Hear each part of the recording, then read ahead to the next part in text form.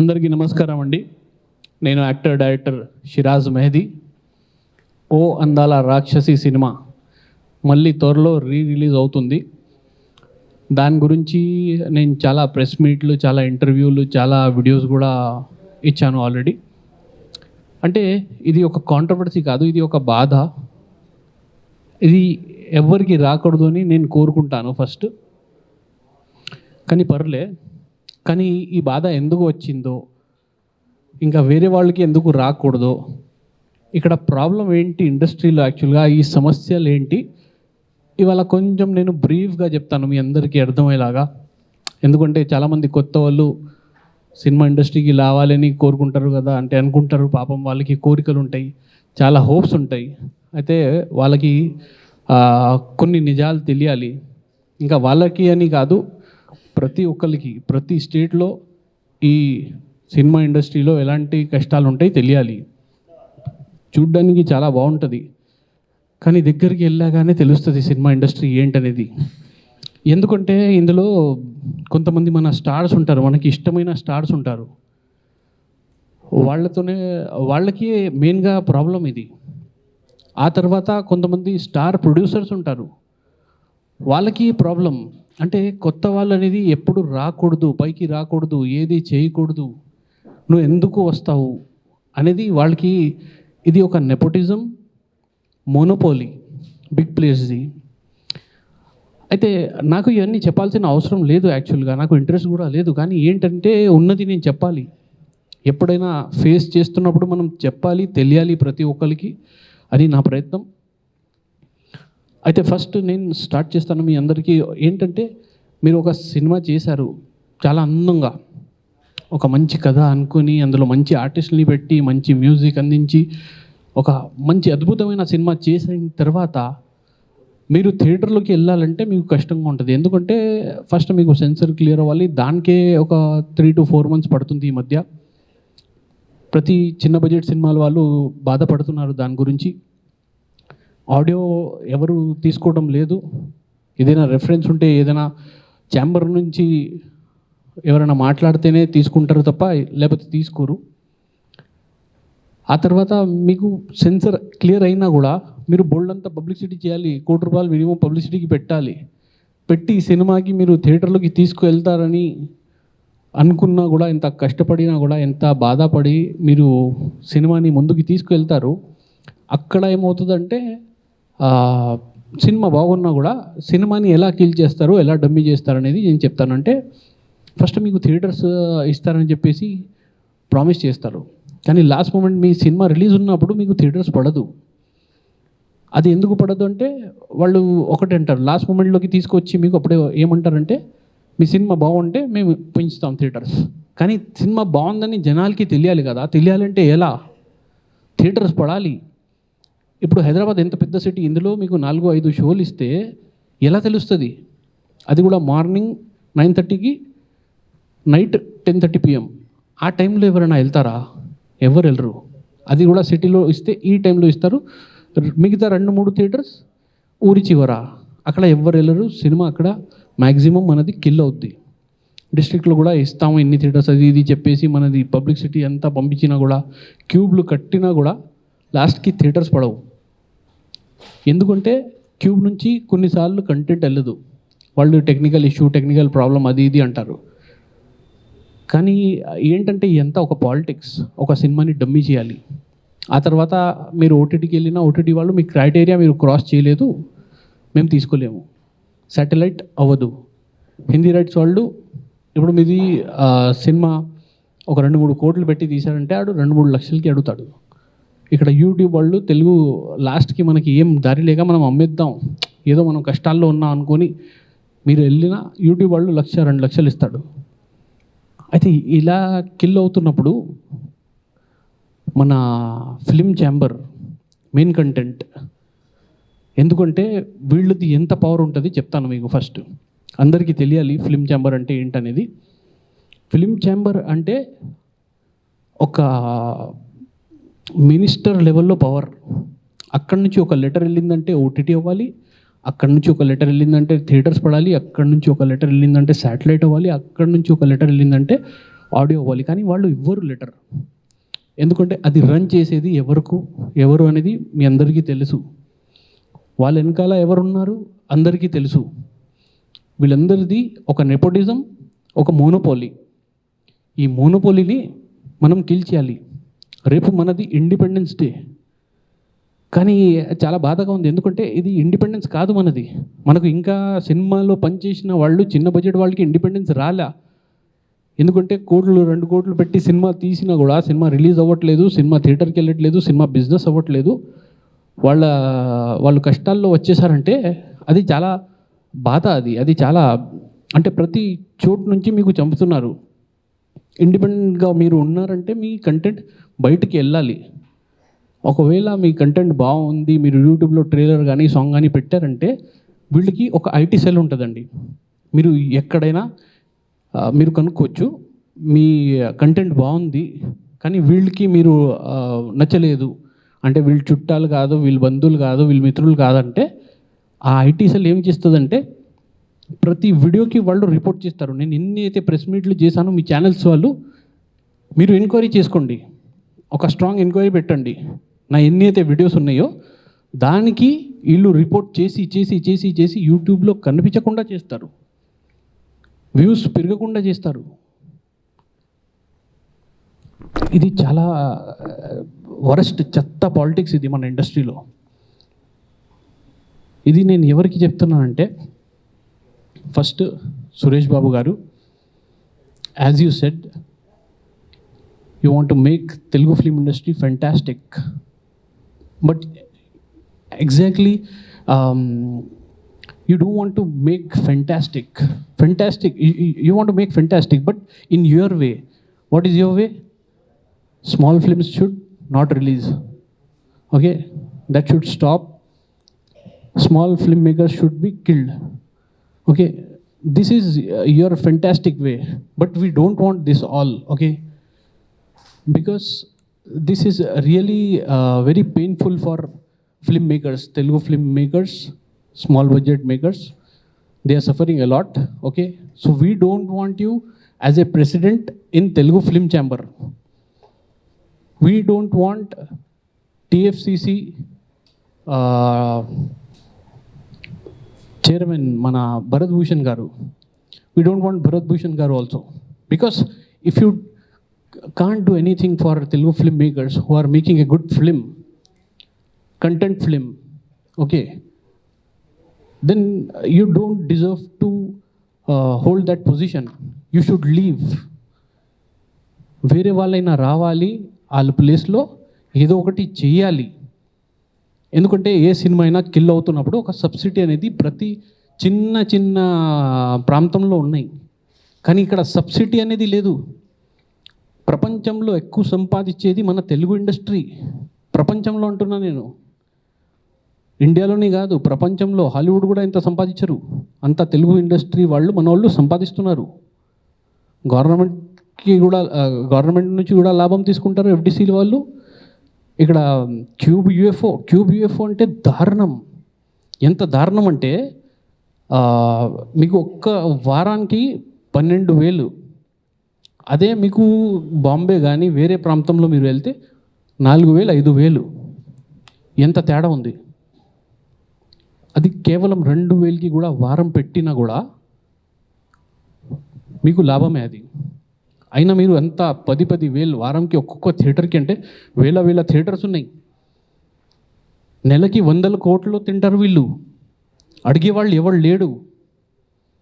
మన సీఎం గారు మన హీరో గురించి మాట్లాడితే ఆయనకి వాళ్ళు ఎలా కవర్ చేశారో, ఎలా గ్రాప్ చేశారంటే, ఆయనకి ప్రతి ఫంక్షన్లో పక్కన నిలబడబెట్టి మాట్లాడుతున్నారు. పాపం ఆయన కూడా నవ్వుతున్నారు మన సీఎం గారు. మన సీఎం ఫస్ట్ సీరియస్ అవ్వాలి. మన రేవంత్ రెడ్డి గారు బాగా సీరియస్ అవ్వాల్సిన విషయం ఇది చిన్న విషయం కాదు సార్. నేను ఆల్రెడీ వీళ్ళకి ఏదైతే నోటీసులు పంపించానో అలాగే మీకు కూడా పంపించాను. అది ఏంటనేది, ఏం జరుగుతుంది ఇండస్ట్రీలో అనేది నేను సీఎం మన రేవంత్ రెడ్డి గారికి కూడా నేను తెలియజేశాను. ప్రతిదీ పీవీఆర్, ఐనాక్స్, ఏషియన్ వీళ్ళందరికీ నేను లీగల్గా నోటీసులు ఇచ్చాను. ఇప్పటివరకు ఎవ్వరూ ఇవ్వలే. ఈరోజైతే ఫైనల్ నోటీస్ ఇచ్చాను పీవీఆర్, ఐనాక్స్ వాళ్ళకి. నాకు థియేటర్స్ కావాలి అని, ఈ పాలిటిక్స్ ఆగిపోవాలి అని. అలాగే సురేష్ బాబు గారికి కూడా గ్రీవియస్ పిటిషన్ ఇచ్చాను నిన్న. ఆయనకి కూడా ఇప్పుడు తెలియజేశాను, పీవీఆర్ వాళ్ళకి, ఐనాక్స్ వాళ్ళకి నేను ఇలా ఫైనల్ నోటీస్ ఇచ్చానని. కానీ అయినా కూడా వీళ్ళకి ఏంటంటే మనం ఎంత చేసినా ఏది ముందుకు వెళ్ళదు, ఎవడు ఏం పీకలేడు అని చెప్పేసి ఆ వేలో ఉన్నారు. అక్కడి నుంచి సార్ కొంచెం బయటికి రండి, చూడండి, జనాలకి అందరికీ తెలుస్తుంది ఇక్కడ ఏం జరుగుతుంది. ప్రతి ఒక్కరు ఇవాళ నేను మాట్లాడతాను, ప్రతి ఒక్కరు రేపు పొద్దున మాట్లాడుతారు. ఎంతమంది అయితే సఫర్ అవుతున్నారు వాళ్ళకి ఆయుద్ధం, వాళ్ళ ఫోన్లు, వాళ్ళకి ఎక్కడ వెళ్ళి ఇంటర్వ్యూ ఇవ్వాల్సిన కూడా అవసరం లేదు. వాళ్ళ ఫోన్లోనే వాళ్ళ సినిమా పేరు చెప్పి వీడియోలు తీసి పెట్టడం మొదలెడితే రేపు పొద్దున తెలుగు ఫిల్మ్ ఛాంబర్ అనేది మన ఇండస్ట్రీలో ఉండదు. ఇంకా తీసేయాలి కూడా, ఎందుకంటే అందులో ఉన్న ప్రతి మెంబర్ కానీ, ప్రతి మేనేజర్ కానీ, వైస్ ప్రెసిడెంట్ కానీ అందరిది ఇదే బుద్ధి. చిన్న సినిమా బడ్జెట్ వాళ్ళు ఎప్పుడు పైకి రాకూడదు, అది మారాలి. ఇదే నేను అందరికీ తెలియజేస్తున్నాను. ఇది నాది ఫైనల్ నోటీస్. త్వరలో మీరందరూ నాతో మాట్లాడతారని నేను కోరుకుంటున్నాను. నేను ఎవరితో నాకు ఏం ప్రాబ్లం లేదు.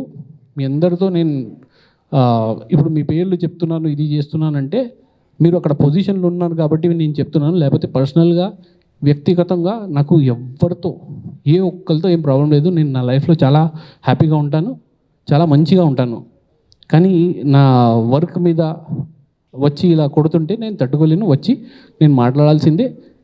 ఒకటి కాదు, ఇంకా 100 ప్రెస్ మీట్లకి నేను సిద్ధంగా ఉన్నాను, నేను చేస్తాను, నేను ఆగను. ప్రెస్ మీట్లైనా, ఇంటర్వ్యూలైనా. ఇక్కడ నాకు ఛాంబర్లో కూడా అంటే ఛాంబర్ కూడా ఇవ్వమని చెప్పారు. ఎందుకంటే ఆల్రెడీ 2 సార్లు పెట్టాము, ఇంకా ఇవ్వలేమని. సార్, ఇది ప్రొఫెషనల్గా నేను సినిమా గురించి మాట్లాడుతున్నాను, సినిమా బాధలు చెప్తున్నాను, ప్రతి ఒక్కటి ఎవిడెన్స్తో సహా నేను మాట్లాడుతున్నాను. ఎంత మాట్లాడాను ఈ రోజు వరకు మీరు ఒక్క మాట కూడా మాట్లాడలేరంటే మీరు తప్పులో ఉన్నారని అర్థం. లేకపోతే నేను ఇన్ని ప్రెస్ మీట్లు చేయలేను, నేను కాదు ఎవడు చేయలేడు. మీరందరూ తప్పులో ఉన్నారు కాబట్టి మీరందరూ మూసుకొని ఉన్నారని అర్థం. అయితే మీరు తప్పులో ఉన్నా కూడా నేనేమనుకోను, నాకు అవన్నీ కాదు. మీరు డైరెక్ట్గా నాతో మాట్లాడాలంటే మాట్లాడండి, నేనేమనను. దీనికి పరిష్కారం మీరు తీసుకురావాలంటే నాతో డైరెక్ట్గా మాట్లాడే, అక్కడికి ఇక్కడికి వెళ్ళి మాట్లాడుతా అంటే కుదరదు. ఇంకా ఇదే నేను తెలియజేస్తూ అందరికీ ధన్యవాదాలు తెలియజేస్తున్నాను. థ్యాంక్ యూ అండి. ఓందల రాక్షసి సినిమా రిలీజ్కి వెళ్ళాము. 100% థియేటర్స్లో 30% కూడా రాలే, నాకు 25% థియేటర్స్ వచ్చాయి. అందులో కూడా ఆ టైమింగ్ నేను ఏదైతే చెప్పానో దానివల్ల సినిమా డమ్మీ అయినాయి. మళ్ళీ నేను రిలీజ్కి వెళ్ళాను, మళ్ళీ సేమ్ ప్యాటర్న్, మళ్ళీ రిలీజ్కి పెట్టాను, మళ్ళీ అవ్వట్లే. ఇప్పుడు నెక్స్ట్ నేను అడుగు ముందుకు వేస్తే మొత్తం అంతా పక్కగా కన్ఫర్మ్ చేసి వీళ్ళతో మాట్లాడి నేను ముందుకు వస్తాను. అది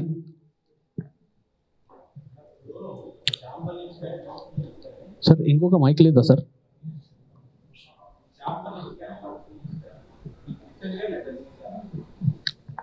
వాళ్ళు ఇవ్వరు సార్, వాళ్ళకి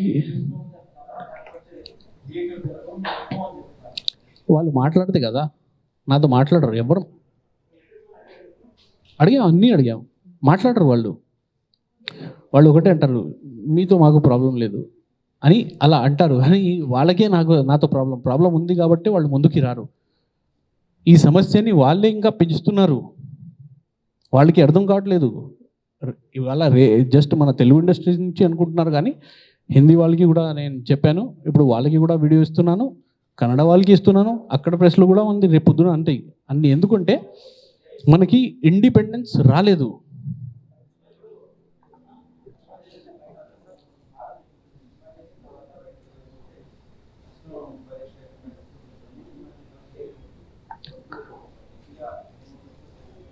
థ్యాంక్ యూ.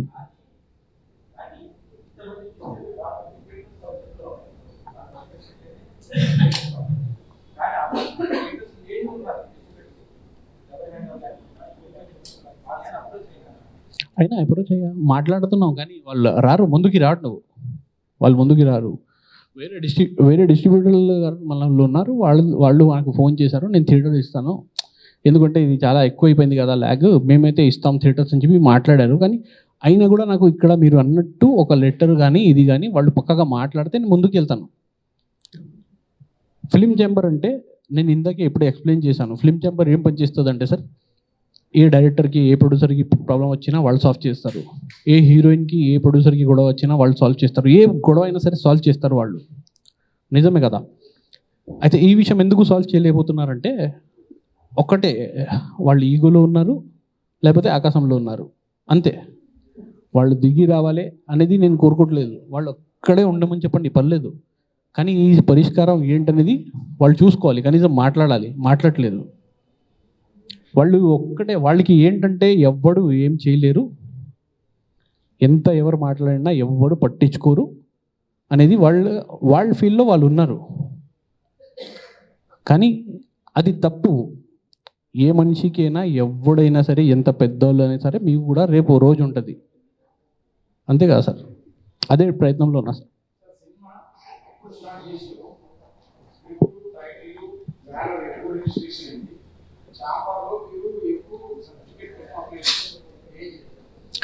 సార్ ఇది సినిమా నేను చేసింది 2024 డిసెంబర్లో సినిమా స్టార్ట్ చేసాం.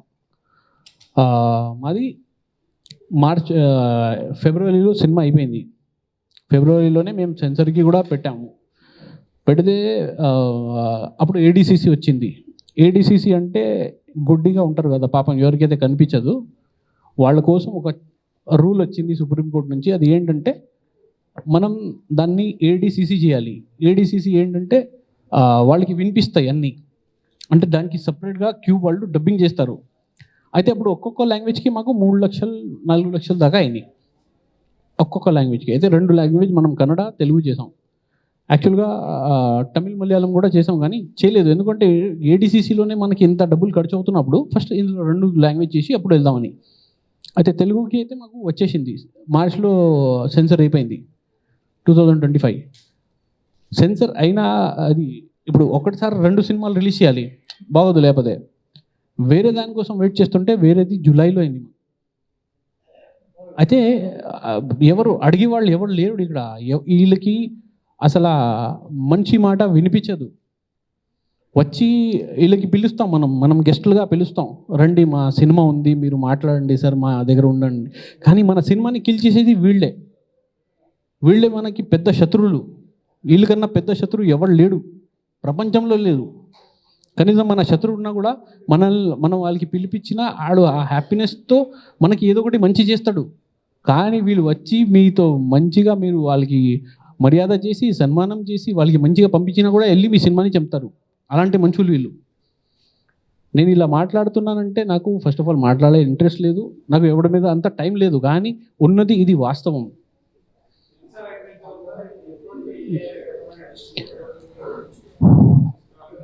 మాట్లాడాను. నేనే డిస్ట్రిబ్యూటర్ సార్, నేనే డిస్ట్రిబ్యూటర్. కానీ మాకే ఇవ్వట్లేదు అంటే అదే చెప్తున్నాను కదా. ఓన్గా ఏముండదు సార్. డిస్ట్రిబ్యూటర్ అంటే ఓన్గా థియేటర్ ఉండాల్సిన అవసరం లేదు సార్. డిస్ట్రిబ్యూటర్ అంటే ప్రతి ఒక్క ఎగ్జిబిటర్తో మనకు లింక్ ఉండాలి. ప్రతి ఒక్క ఎగ్జిబిటర్కి మనం సినిమా పంపిస్తే వాళ్ళు థియేటర్లో వేయాలి. అదే ఉన్నాయి కానీ ఇక్కడ వీళ్ళకి ఎక్కడ ఏం తగిలిందో మాకు తెలీదు. లాస్ట్ మూమెంట్లో వచ్చి వాళ్ళకి ఏదో తగులుతుంది. పాపం మన ఉన్న స్నేహితులు కూడా ఏం చేయలేకపోతున్నారు. అందులో థియేటర్స్ కన్ఫర్మ్ అయినా కూడా మాట్లాడుతున్నాం సార్ త్వరలోనే. అంటే డేట్ ఇంకా కన్ఫర్మ్ కాలే, అందుకే వెరీ వెరీ సూన్ అని పెట్టాను. అక్కడ కన్ఫర్మ్ కాలేదు అది.